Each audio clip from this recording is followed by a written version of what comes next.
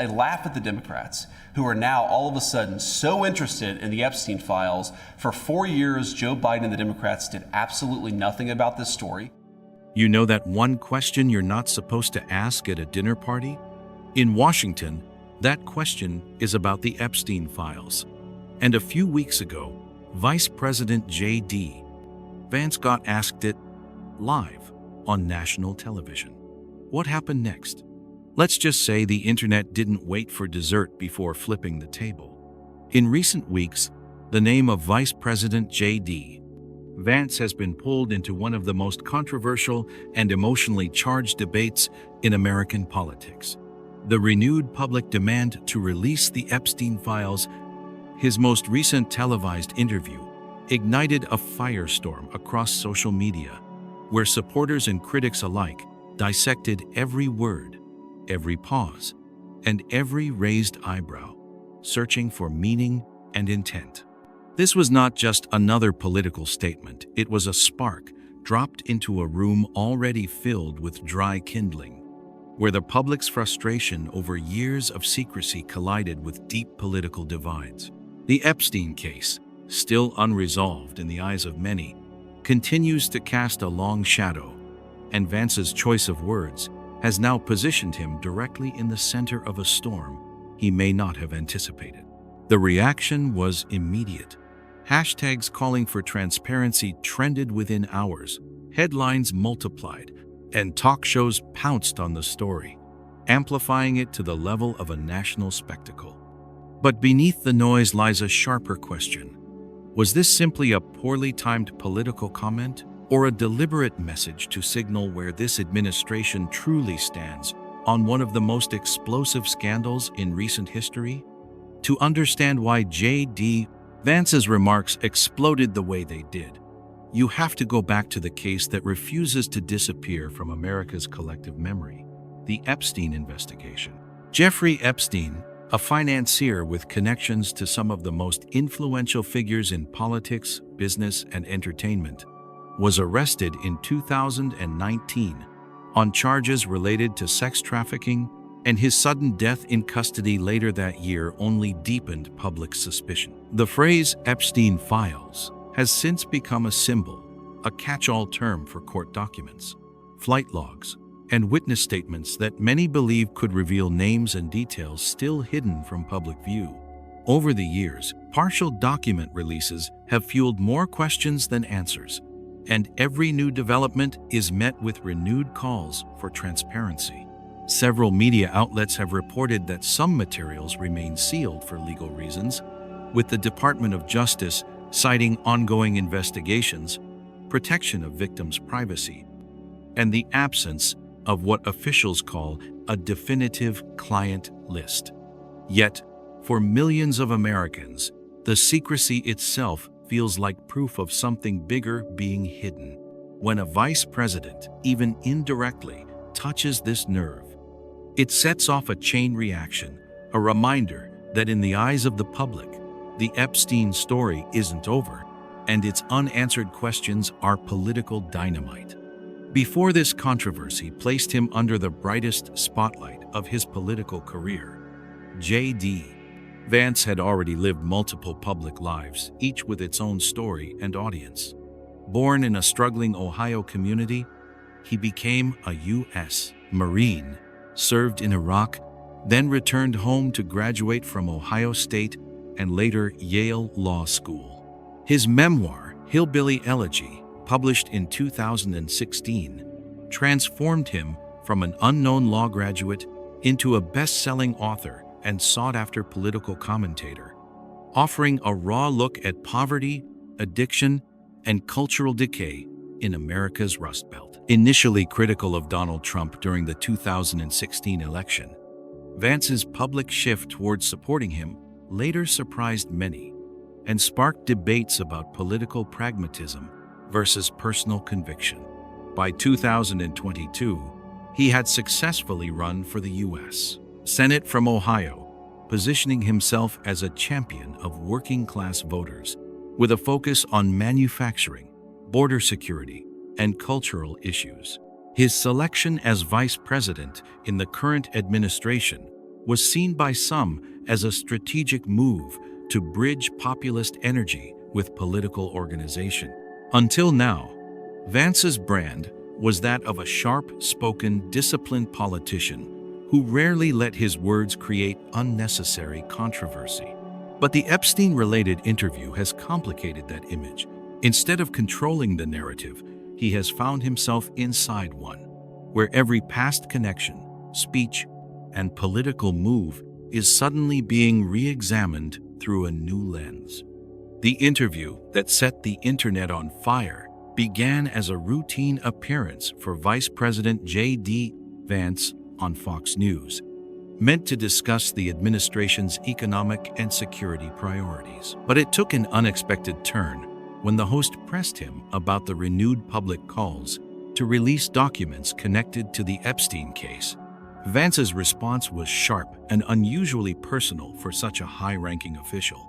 He criticized Democrats for what he described as years of inaction on the matter, suggesting that if they had truly wanted transparency, they could have pursued it when they had the power to do so. While he avoided making any direct promises to release files himself, the phrasing of his answer left room for interpretation, and the internet did exactly that. Clips of the exchange were posted within minutes, with users dissecting his tone, the brief pause before answering, and even the slight tightening of his jaw. Hashtags like "release the files" and "what is Vance hiding" trended simultaneously, despite the fact that Vance had not admitted to hiding anything at all. Political commentators on both ends of the spectrum seized on the moment, some framing it as a strong call for accountability across party lines, others as a carefully calculated deflection. The clip's reach expanded beyond politics, making its way into TikTok edits, reaction videos, and late-night comedy monologues. In a media environment where perception can outweigh fact, this 40-second exchange became the seed for hours of televised debate and millions of online impressions. In the days following Vance's interview, a new twist emerged that pushed the story into even more chaotic territory. Several political blogs and mid-sized news outlets reported, citing unnamed sources, that senior figures in the administration had scheduled a private, closed-door meeting to discuss strategy on handling public demands for the Epstein files. The reports claimed that the meeting would include legal advisors, communications staff, and at least one cabinet-level official, and that it was set to happen within the week. Almost immediately, major networks reached out for confirmation, and the official responses were blunt. Fake news, no such meeting exists, complete fabrication. Yet, curiously, some of the original articles quietly updated their headlines rather than retracting them entirely, changing "meeting scheduled" to "meeting rumored." Online, the effect was predictable. The denial fueled speculation even more. Social media users began sharing old photos of officials entering the West Wing, overlaying them with captions like, "Was this it?" and "Secret meetings leave footprints." For observers, the real problem wasn't whether the meeting happened or not. It was the strange rhythm of information. First, a confident leak, then an aggressive denial, then the quiet hedging from initial sources. In a political climate where mistrust is the default setting, every contradiction becomes a piece of circumstantial evidence, and the idea of a meeting they don't want you to know about is irresistible clickbait. As the story spread, two competing narratives crystallized almost overnight, each fueled by selective clips, headline framing, and the attention economy's built-in bias toward outrage. In the first, commentators on the right cast Vance's interview as a principled challenge to institutional double standards, arguing that calls for transparency must apply universally, and that critics are weaponizing the Epstein discourse to score partisan points. In the second, liberal and centrist outlets framed his remarks as a strategic deflection that shifts scrutiny away from the administration's own responsibilities, noting that firm commitments were replaced by ambiguous language, and that denials around any backroom meeting only intensified suspicion. Influencers amplified both threads. TikTok stitches contrasted Vance's soundbites with past statements from officials. YouTube explainers slowed the footage to analyze tone and body language, and late-night monologues turned the contradictions into punchlines, while media literacy accounts urged viewers to distinguish leaked rumors from on-the-record confirmations. Watchdog groups used the moment to revive FOIA campaigns and timelines of prior document releases. Legal analysts reminded audiences that privacy protections and ongoing proceedings limit what can be published, and algorithmic feedback loops pushed the most polarizing edits into millions of feeds, creating an echo chamber where the same 40 seconds of tape could be interpreted as either a rare call for accountability or a masterclass in dodging specifics, ensuring that debate about what was said became bigger than what was actually known. At the heart of the online uproar is a remarkably simple public demand that has echoed for years. Make every possible document related to the Epstein case public, with only the most essential legal redactions, so that no name, date, or relevant action remains hidden without clear justification. In the minds of those pushing for this, the term Epstein files covers far more than court transcripts. It includes sealed depositions, flight manifests, visitor logs, correspondence records, and any investigative notes that might connect powerful figures to the disgraced financier. Transparency advocates argue that partial releases in past years, often hundreds of pages at a time, but heavily blacked out, have fueled more suspicion than clarity, creating a cycle where every new batch of documents becomes both a revelation and a reminder of what's still missing. Social media has amplified this sentiment by circulating side-by-side comparisons. On one side, the official narrative that privacy laws and active investigations require caution.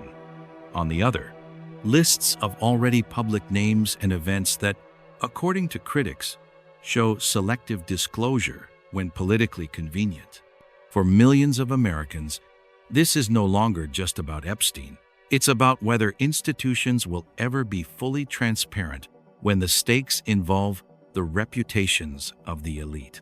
Every time a high-ranking official like the vice president even brushes against this topic, it revives the core question: if there is nothing to hide, why not show everything that can legally be shown? For all the passion behind the call to release everything, the legal reality is far more complex. And it's this complexity that officials point to whenever the topic resurfaces. The Department of Justice has repeatedly stated that certain Epstein-related materials remain sealed because they intersect with ongoing criminal investigations, some of which are not directly about Epstein himself, but about individuals or activities identified during the broader inquiry. Federal privacy laws require the protection of victims' identities, and that extends beyond simply blacking out names. In many cases, even small contextual details could inadvertently reveal a survivor's identity to those familiar with the events. There is also the issue of unsubstantiated allegations found in depositions and witness statements. Releasing them without verification could open the government to defamation claims and potentially harm innocent people. Contrary to popular belief, officials say there is no single client list waiting to be unsealed. Instead, the documents are scattered across multiple jurisdictions, each with its own legal process. Judges have to balance the public's right to know with the risk of prejudicing active trials or investigations, meaning that declassification can happen in phases, often months or years apart. For transparency advocates, these explanations feel like stalling tactics. For legal experts, they are a necessary safeguard. In this tension between urgency for openness and the caution of due process lies the reason why the phrase, "release the files," is far easier to chant than it is to implement. For J.D. Vance, the Epstein file controversy has quickly become a test not only of political skill, but of his personal brand, one that until now was built on discipline, strategic messaging, and the ability to control the frame of a debate. In the immediate aftermath of his interview, allies within the administration worked to reframe the moment as a principled stance for accountability, emphasizing that Vance was calling for transparency without political bias. Conservative commentators praised him for challenging what they described as selective outrage from opponents, pointing out that Democrats had opportunities to push for full disclosure in the past, but failed to act. Yet, on the other side of the aisle, critics argued that Vance's remarks were a calculated distraction designed to shift scrutiny away from the current administration's role in deciding what to release and when. Editorial boards of major newspapers called for clarity over rhetoric, and some centrist voices warned that even the perception of evasiveness could damage public trust at a time when the vice president's credibility will be critical for the administration's broader agenda. In political strategy circles, the incident has become a case study in narrative risk. A single comment that was meant to deflect pressure has instead become the focal point of weeks-long media coverage. For Vance, the stakes are layered. Mishandling the issue could alienate both swing voters, who value transparency, and his own base, who expect him to stand firm under fire. In Washington's hyper-connected media ecosystem, the longer the story stays alive, the more it shapes his image, turning this into a moment that could follow him far beyond the current news cycle. Looking ahead, the trajectory of the Epstein file debate will hinge on a combination of legal timelines, political calculation, and public pressure. In the short term, transparency advocates are expected to intensify their campaigns, filing new Freedom of Information Act requests, organizing media appearances, and using social platforms to keep the issue trending. Congressional committees could seize the moment to hold hearings, whether genuinely aimed at uncovering information or simply to score political points, and such events would almost certainly put Vance back under the spotlight. Within the administration, strategists will weigh the cost of releasing certain documents now versus letting the controversy fade on its own, knowing that either path carries risk. Early disclosure could spark new headlines and implicate unexpected figures, while delay invites accusations of stonewalling. Legal experts warn that even limited releases will be parsed line by line, with redactions becoming their own source of speculation. Internationally, allied governments are quietly watching, aware that some names in those files might cross borders, adding a diplomatic layer to an already volatile mix. For Vance personally, the challenge is not just about policy, but about narrative control, finding a way to address the calls for openness without allowing opponents to define the story for him. The next few months will determine whether this moment fades into the noise of Washington's endless controversies or crystallizes into a defining test of his vice presidency. In the end, this controversy is less about a single interview and more about the collision between public expectation and political reality, between the instinct to demand every answer now and the machinery of a system that moves cautiously, sometimes too cautiously for its own credibility. The Epstein files have become a litmus test for how much truth the public can handle or how much the powerful are willing to reveal. Vice President Vance has stepped into a storm that predates his time in office, but one that will inevitably leave its mark on his political future. The next move could belong to Congress, the courts, or the White House itself. Yet the most decisive factor may be the audience watching all of this unfold. Citizens, voters, and voices online who will decide whether to let the moment fade or to keep pressing until there's nothing left to redact. And so the question hangs in the air, uncomfortably simple. If transparency is the promise, when will it be kept?